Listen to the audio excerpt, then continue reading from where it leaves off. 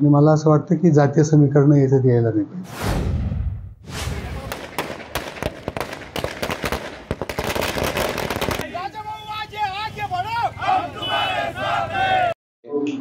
महाविकास आघाडीकडनं आपण निवडणूक लढवतो.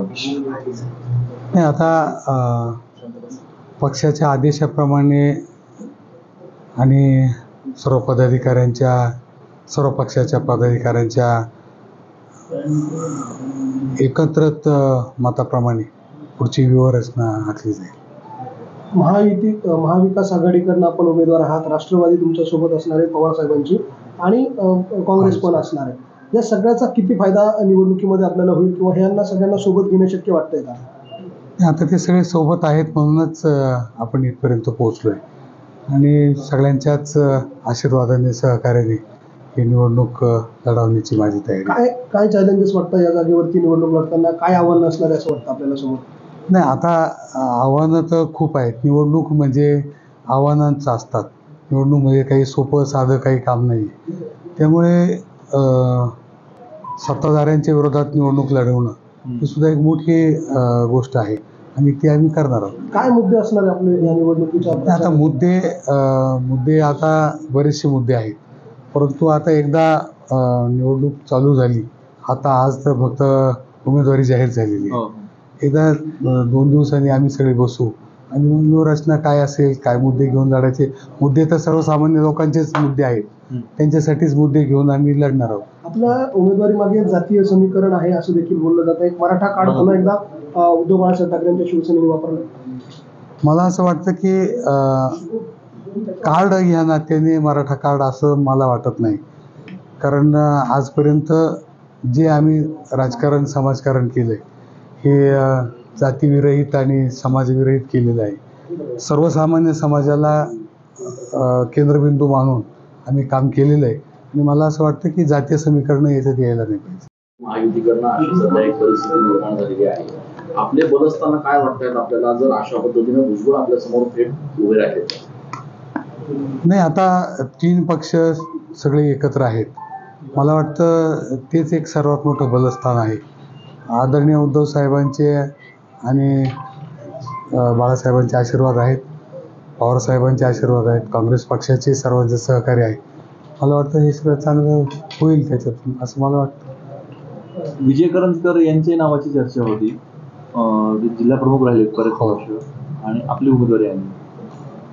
आता ते पक्षाने ठरवलेलं काय आहे ते, म्हणजे मला त्याच्याबद्दल मी काही बोलू शकणार नाही, मी सांगू शकणार. परंतु ते नाराज आहे असं कळते. त्यांची नाराजी दूर करण्यासाठी आपण त्यांची भेट घेणार आणि काही चर्चा करणार.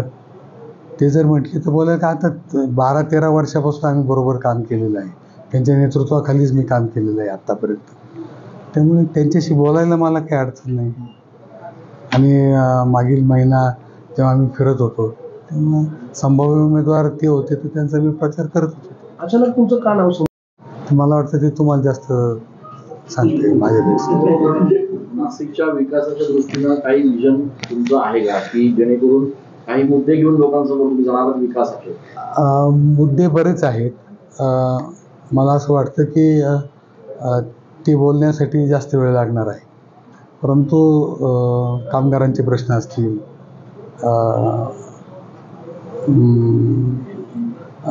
उद्योजकांचे, खास करून शेतकऱ्यांचे जास्त प्रश्न मोठे आहेत.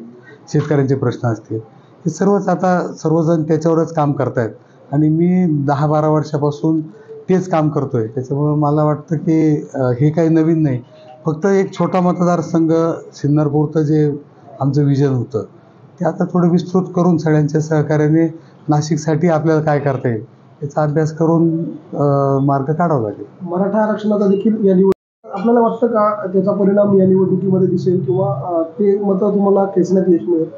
नाही, मला तसं काही वाटत नाही. काय असेल ते आता निवडणूक चालू झाल्यावरच समजेल काय ते. आज तर मी सांगू शकणार नाही. उमेदवारी देण्याच्या आधी आपलं काही उद्धव ठाकरेंची चर्चा झालेली होती या संदर्भात, किंवा काही आपलं नाशिक लोकसभा मतदारसंघात प्रामुख्याने काही विषय आले होते? सरळ सांगायचं, खरं सांगायचं म्हणजे माझी कोणतीही चर्चा झालेली नाही.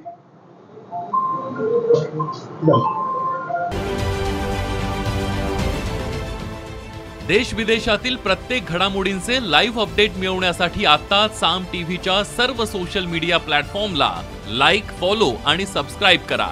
तसंच सर्व नोटिफिकेशनसाठी बेल आयकॉन प्रेस करायला विसरू नका.